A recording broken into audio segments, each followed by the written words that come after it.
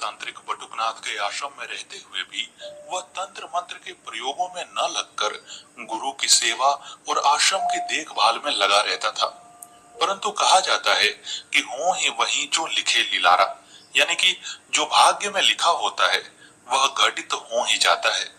चित्रांश की भेंट गुरु का ही एक काम करते हुए दुर्लभ शक्तियों की मालकिन एक दिव्य योगिनी से हो जाती है, जो कि काम वासना और मादकता से भरी हुई अपनी मोहिनी अदा से चित्रांश को अपने वश में कर लेती है। अद्भुत और अपूर्व सौंदर्य की मालकिन उस योगिनी को देखते ही चित्रांश अपने तन मन को भुलाकर उसके प्रेम में पड़ जाता है और एक रोचक साधना से उसे पत्नी रूप में पा भी लेता है। लेकिन कहानी यहीं से एक नया मोड़ लेती है। एक दिन बटुकनाथ स्नान करती हुई अपने शिष्य की पत्नी उस अलौकिक सौंदर्य वाली योगिनी को देख लेते हैं। फिर तो उनके मन में अपनी पुत्र वधू समान उस योगिनी के प्रति काम वासना का भाव जागृत हो जाता है और वे उससे संभोग करना चाहते हैं। आखिरकार बटुकनाथ के तंत्र प्रयोगों से योगिनी विवश हो जाती है और कामुक वेश धारण करके पहुंच जाती है तांत्रिक की कुटिया में। फिर उस योगिनी के साथ क्या होता है, सीधे साधे चित्रांश को योगिनी कैसे मिलती है और तांत्रिक की काम वासना का अंजाम क्या होता है, यह आपको इस कहानी में विस्तार पूर्वक जानने को मिलेगा। धर्म रहस्य की कथा से प्रेरित इस कहानी को आप अंत तक अवश्य देखिएगा और हमारे चैनल को सब्सक्राइब भी जरूर कीजिएगा। अब आइए आरंभ करते हैं। प्राचीन काल की बात है। असम के जंगली इलाके में एक छोटा सा गांव था। उस गांव से सटे हुए जंगल में तांत्रिक बटुकनाथ की एक कुटिया थी।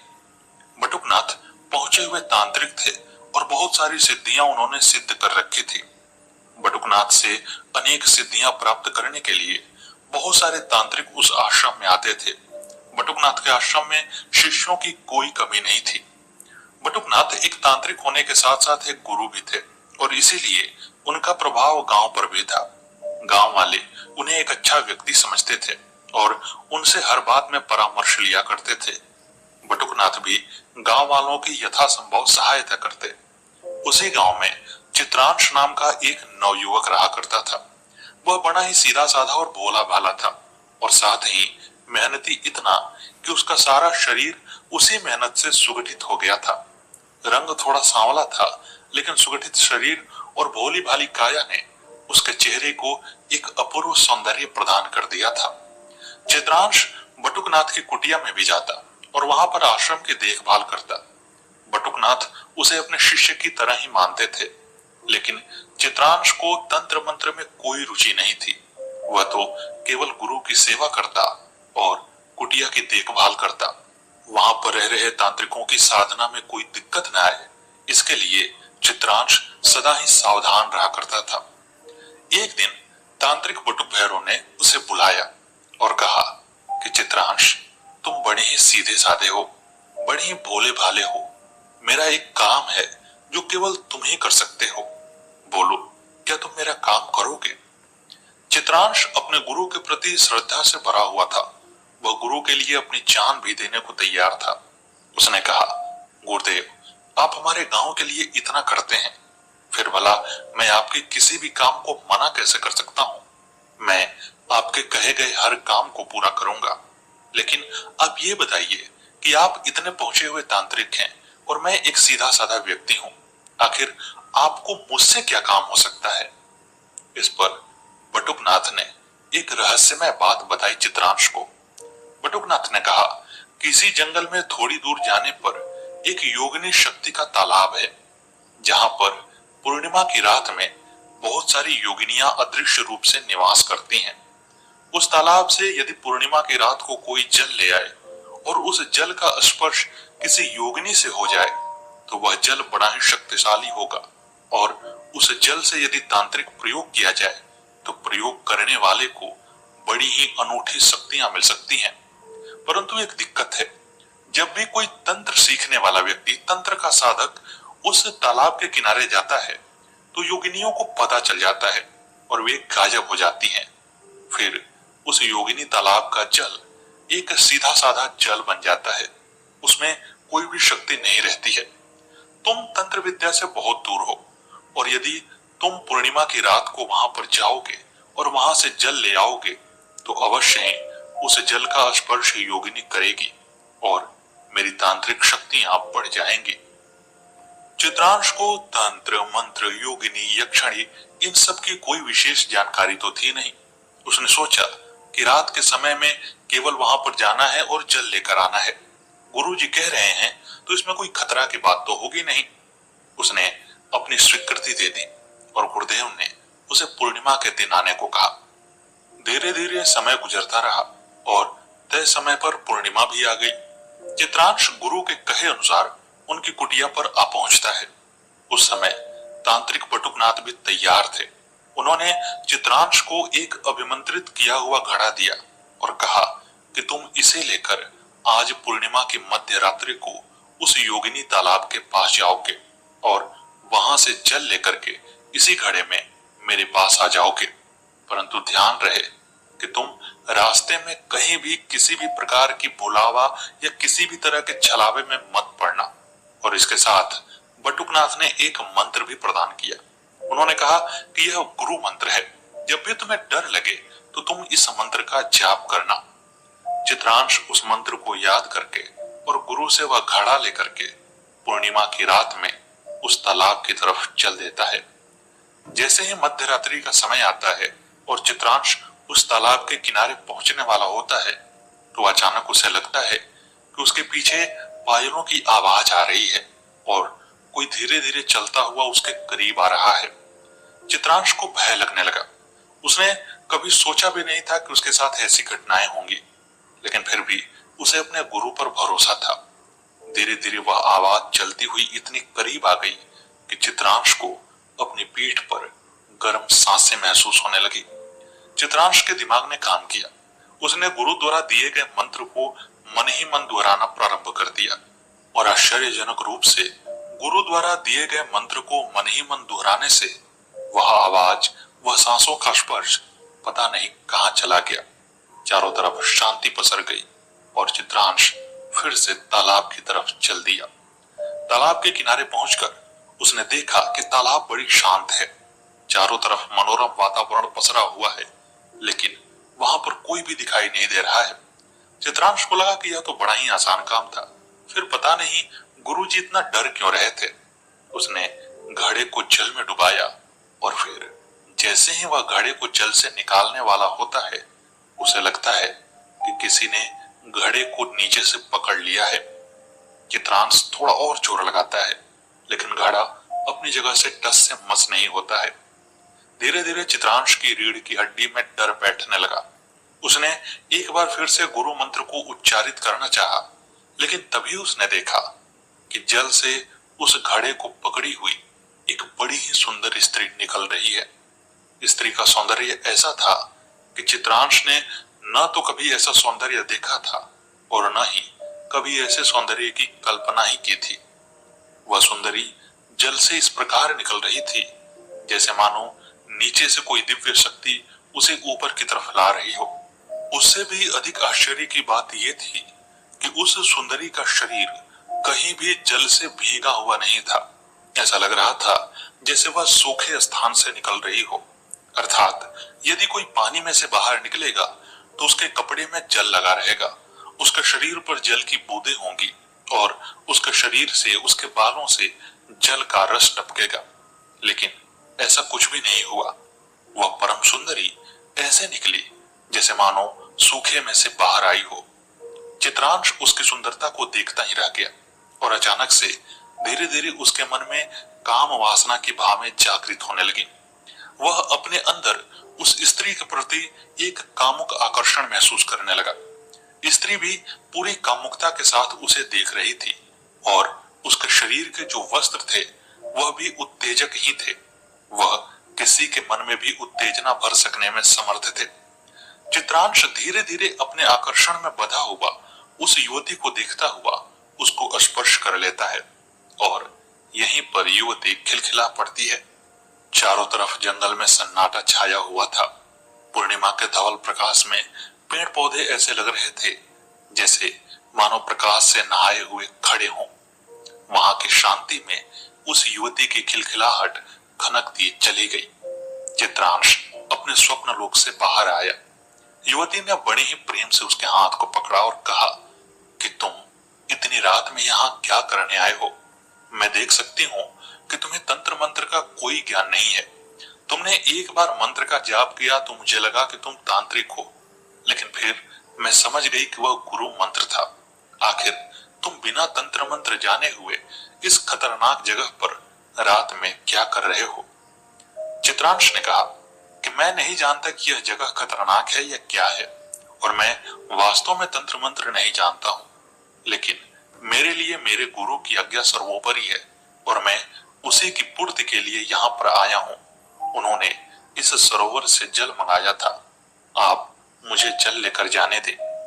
चित्रांश यह भी बताता है कि मैंने आपको जब से देखा है मुझे आपके प्रति आकर्षण का भाव महसूस हो रहा है। मेरे मन में काम वासना की हिलोरें जग रही हैं, जबकि साधारणतः ऐसा नहीं होता है। मैं किसी भी स्त्री को देखता हूँ तो उसके प्रति काम वासना का भाव मेरे मन में नहीं आता, पर आपके इस दिव्य रूप को देखते हुए भी पता नहीं क्यों मैं आपके प्रति भक्ति से नहीं बल्कि काम भाव से आकर्षित हो रहा हूँ। तब उस योगिनी ने चित्रांश को वहीं पर बैठाकर अपनी कहानी सुनाई। योगिनी ने कहा कि तुम एक सच्चे हृदय वाले व्यक्ति हो। मैं तुम्हारे ऊपर मुग्ध हो गई हूँ। ऐसा हृदय इस धरती पर देखने में नहीं आता। मैं तुम्हें अपनी कहानी बताती हूँ। और उसके बाद उस योगिनी ने मधुमती योगिनी की वे कहानियां बताई जो पौराणिक किताबों में दर्ज हैं, जो तांत्रिक रहस्यों में बताई गई हैं। योगिनी ने बताया कि जब महिषासुर के वध के लिए मां देवी का प्रादुर्भाव हुआ तो उनको थकान ना हो जाए, उन्हें किसी भी तरह की थकान का अनुभव ना हो, इसके लिए कुबेर ने उन्हें एक मधु दिया। मधु यानी कि शहद। वह मधु ऐसा था कि उसे पीने के बाद शरीर में शक्ति तो आती ही थी, एक ऐसी मादकता छा जाती थी जिससे थकान का अनुभव नहीं होता था, नींद नहीं लगती थी और उस मादकता में कोई भी कितना भी कार्य कर सकता था। जब देवी उस मधु को ग्रहण कर रही थी तो उनके मुंह से मधु की कुछ बूंदें छिटक कर धरती पर गिरी। उस धरती पर जहां कुछ बूंदें गिरी वहां से योगिनियां प्रकट हुईं। वे योगिनियां बड़ी ही शक्तिशाली थीं और एक तो मधु का प्रभाव, दूसरा वह मां के मुख से बाहर निकली थी, मां के मुख को छूकर आई थी, इसलिए उसमें मां की शक्ति विद्यमान थी। वे योगिनियां बड़ी शक्तिशाली हो गईं, लेकिन उसी समय एक राक्षस भी उस गिरते हुए मधु की कुछ बूंदें अपने मुंह में ले लेता है और राक्षस के अंदर भी वे शक्तियां चली जाती हैं जो उस मधु में मां के मुंह से गिरने के कारण बन गई थी। राक्षस एक तो अपने शक्ति से शक्तिशाली था, ऊपर से उसने मधु का पान भी कर लिया, और वो भी ऐसा मधु जो मां के मुख से प्रसाद के रूप में टपका हुआ था। वह राक्षस योगिनियों से अधिक शक्तिशाली हो गया और योगिनियों को सताने लगा। राक्षस अपने मन में योगिनियों के प्रति काम भावना से भर गया था और वह उन्हें पकड़कर आलिंगन में बांधने लगा। उसी समय मां की आज्ञा से 10 महाविद्याओं में से एक मां की एक महाविद्या ने उस राक्षस को खा लिया। अपनी सेविका योगिनियों को बचाने के लिए जब उन महाविद्या ने उस राक्षस का भक्षण किया तो वह राक्षस मां के पेट में ही पिघलने लगा और फिर कुछ समय के बाद मां के शरीर से स्वेद की बूंदें निकली और उन बूंदों से जो योगिनियां प्रकट हुई वे मधुमती योगिनियां कही गई, क्योंकि मधु के प्रभाव से उनका जन्म हुआ था। और चूंकि राक्षस के अंश भी उनमें थे और राक्षस अपने अंतिम समय में काम भावना से ग्रसित था, इसीलिए उन योगिनियों के अंदर काम भावना का विकार आ गया। वे योगिनियां जहां भी प्रकट होती वहां पर काम भावना का वास स्वतः ही हो जाता है। इसीलिए जब मैं तुम्हारे सामने प्रकट हुई तो तुम्हारे मन में काम भावना के विकार आ गए, लेकिन फिर भी तुमने अपने आप पर काबू किया और तुम इतने भोले भाले हृदय के हो कि मैं तुम्हें पसंद करने लगी हूँ। चित्रांश भी उस योगिनी के प्रेम में पागल हो रहा था। उसने कहा कि मैं भी आपको पत्नी रूप में पाना चाहता हूँ। योगिनी ने कहा कि मैं तुम्हें पत्नी रूप में मिल सकती हूँ, लेकिन हम दैवीय शक्तियों से बंधे हुए हैं। हम इसी तरह किसी के साथ नहीं रह सकते। मुझे पाने के लिए तुम्हें साधना करनी होगी। चित्रांश पूछता है कि कैसी साधना? तो योगिनी कहती है कि तुम्हारे गुरु एक पहुंचे हुए तांत्रिक हैं। तुम उन्हीं के पास जाओ और उनसे मेरी साधना के बारे में प्रश्न करो। वे अवश्य ही तुम्हारी सहायता करेंगे। इतना कहकर वह योगिनी उस जल को स्पर्श करके उसी तालाब में विलीन हो गई और चित्रांश प्रेम में पागल हुआ मदहोश सा जल लिए अपने गुरु के आश्रम में पहुंच गया। जैसे ही बटुकनाथ ने उस जल को देखा और उस जल को स्पर्श किया तो वे आश्चर्यचकित रह गए। उन्होंने कहा कि अरे, इसे तो बड़ी ही शक्तिशाली योगिनी ने छुआ है, फिर भी उसने तुम्हें कुछ नहीं किया। तुम बड़ी ही आसानी से आ गए। क्या यह इतना आसान था? तब चित्रांश ने योगिनी द्वारा अपनी मुलाकात की सारी बातें बता दी और कहा कि गुरुदेव, यदि मैं उससे नहीं मिला तो मैं पागल हो जाऊंगा। उसने कहा है कि आप मुझे उसकी साधना की विधि बतला देंगे। आप मुझे योगिनी साधना की विधि बताइए।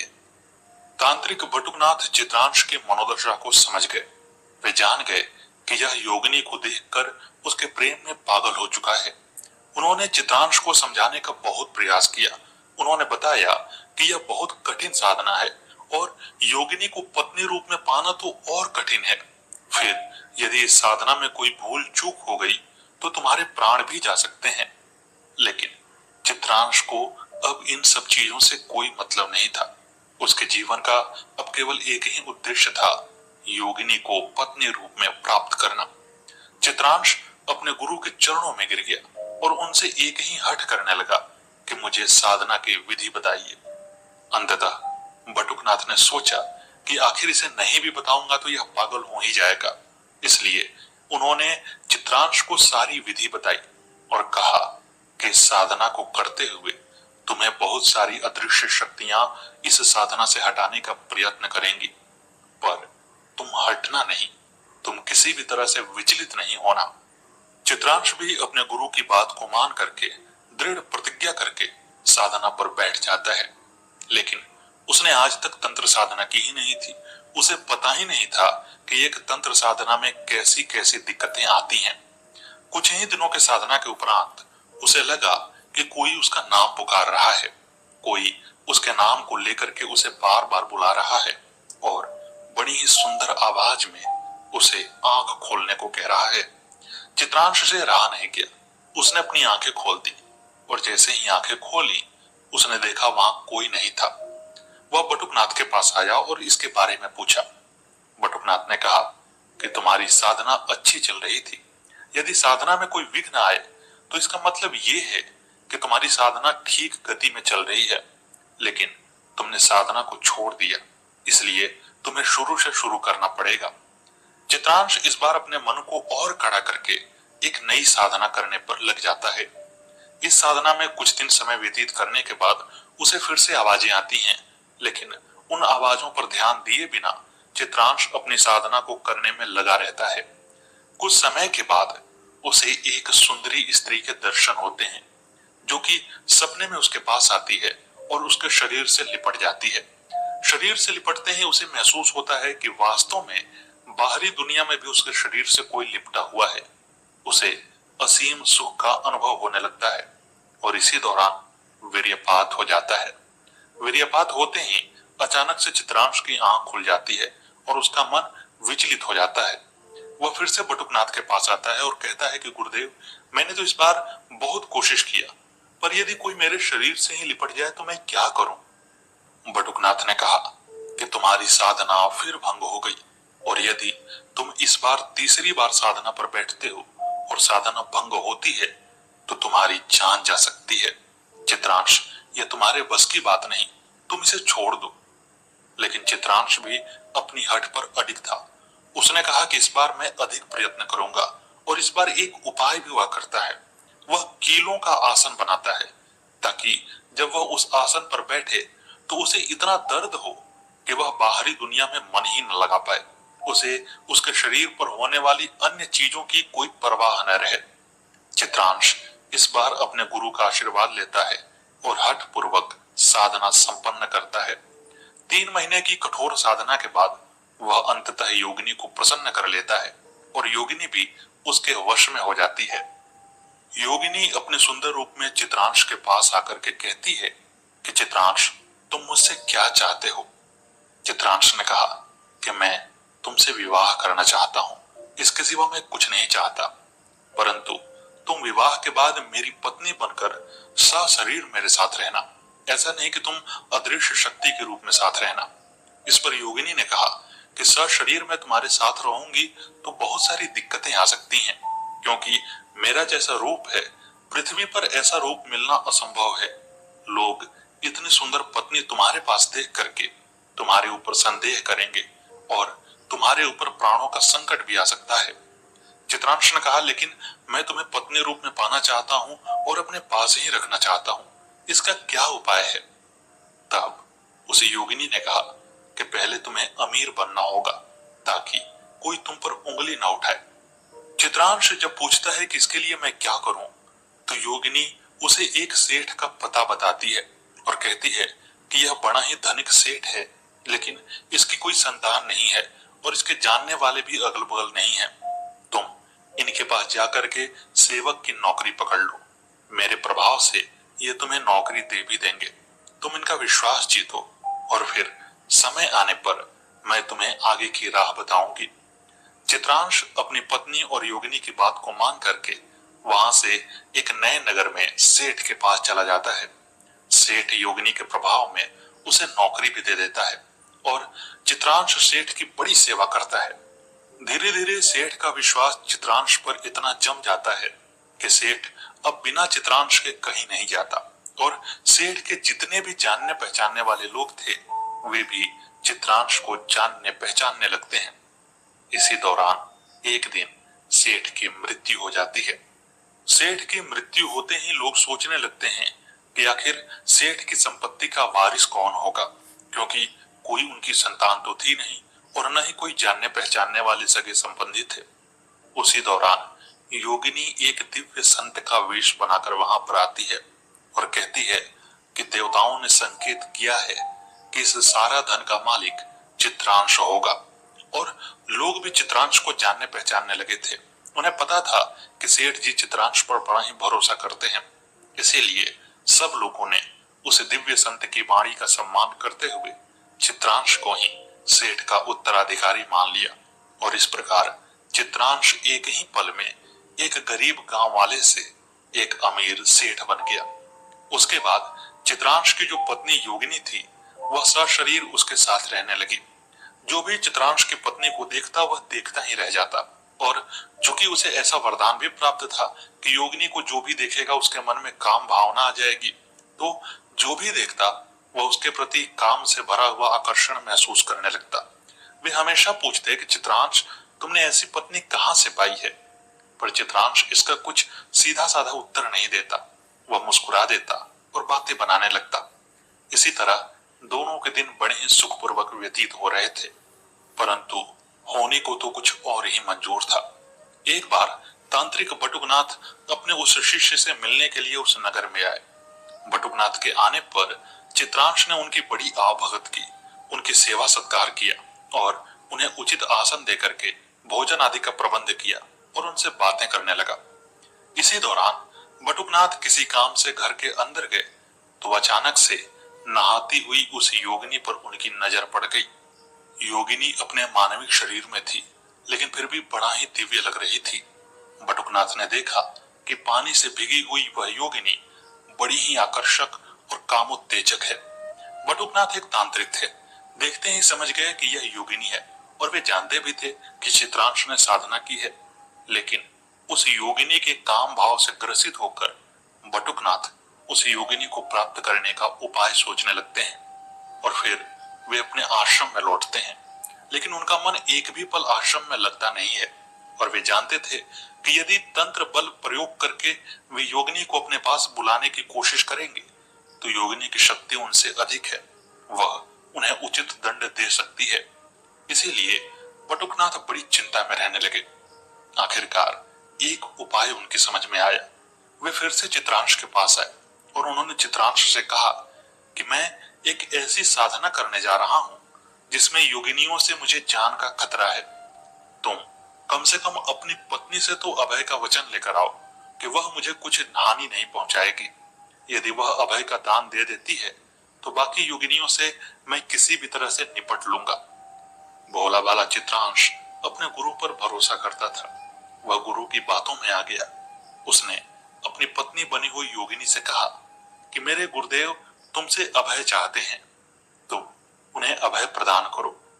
योगिनी ने चित्रांश को समझाने का प्रयास किया कि किसी पर भी भरोसा नहीं किया जा सकता है, लेकिन चित्रांश बड़ा भोला था। उसने कहा कि गुरु ने मेरे लिए इतना किया है, हमारी तुम्हारी मुलाकात गुरु के कारण हुई है, तुम इतनी सी काम मेरा नहीं कर सकती हो। चित्रांश के प्रेम से बधी हुई योगिनी ने अंततः चित्रांश की बात मान ली और उसने बटुकनाथ को वचन दिया कि वह बटुकनाथ का कुछ भी बुरा नहीं करेगी। उसके बाद तो बटुकनाथ को मानव तंत्र प्रयोग करने की छूट मिल गई हो।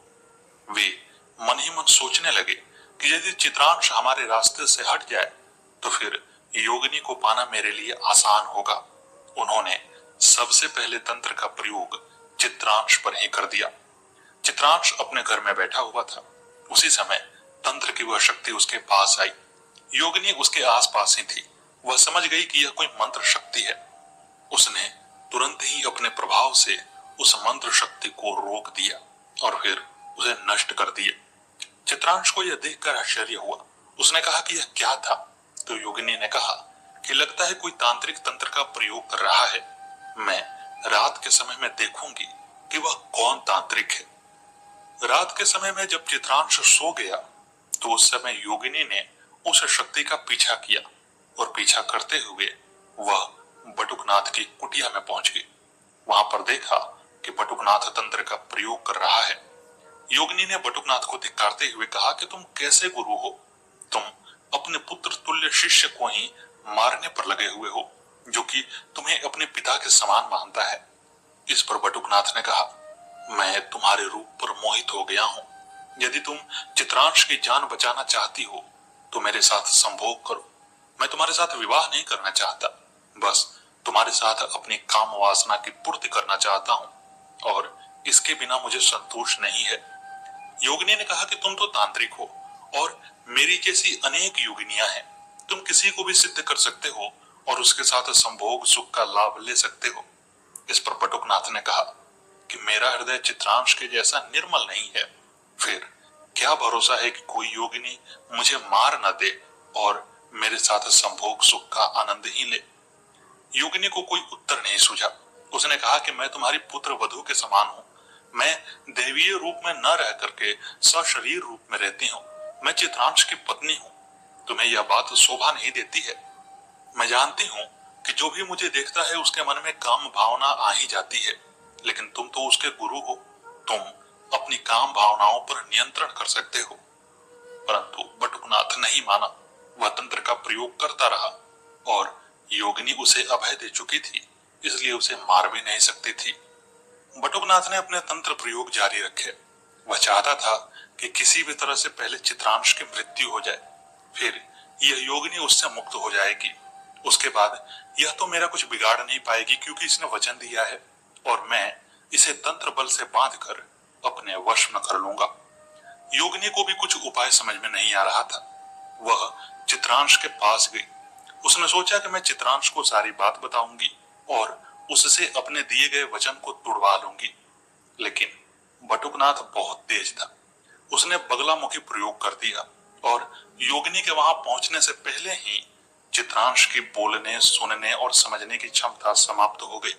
वह न तो बोल सकता था, न तो सुन सकता था और न ही किसी प्रकार के इशारे को समझ सकता था।